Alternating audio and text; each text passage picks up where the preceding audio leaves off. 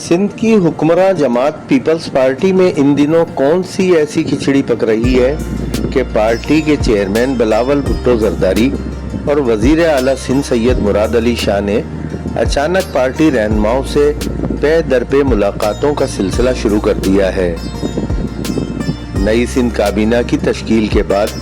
Media में ये खबरें आती रही हैं कि बहुत से सीनियर जियाले काबीना में शामिल न किए जाने पर सख्त मायूस और नाला हैं,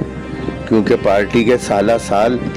खिदमात अंजाम देने के बावजूद इन्हें वजारत के काबिल नहीं समझा गया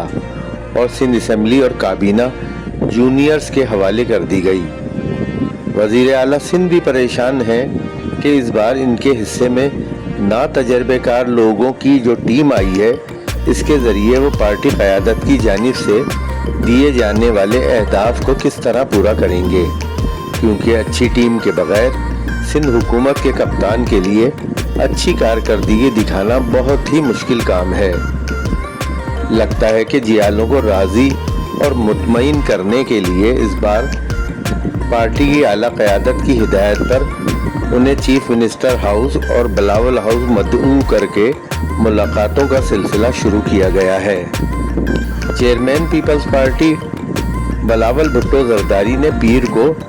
बिलावल हाउस कराची में पार्टी के बहुत से अहम रहनुमाओं से मुलाकातें की, जिनमें स्पीकर सिंध असम्बली सैयद उवैस कादिर शाह भी शामिल थे। इन मुलाकातों के दौरान सिंध के सियासी मामलात, पार्टी के तंजीमी उमूर और अवामी मसाइल पर तफसीली गुफ्तगू हुई।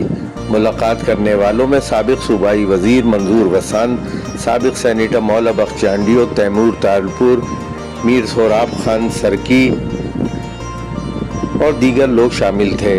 इस मौके पर सूबे में जारी तरक्याती मंसूबों पर भी तबादला ख्याल किया गया। हुकूमत सिंध 10 मई को सिंध असम्बली का इजलास बुलाना चाहती है और इस इजलास से कबल उसकी ये कोशिश है कि सिंध असम्बली के ईवान से ऐसा कोई पैगाम या तासुर ना जाए कि पीपल्स पार्टी की सफ़ों में कोई बेचैनी या इंतशार की कैफियत है।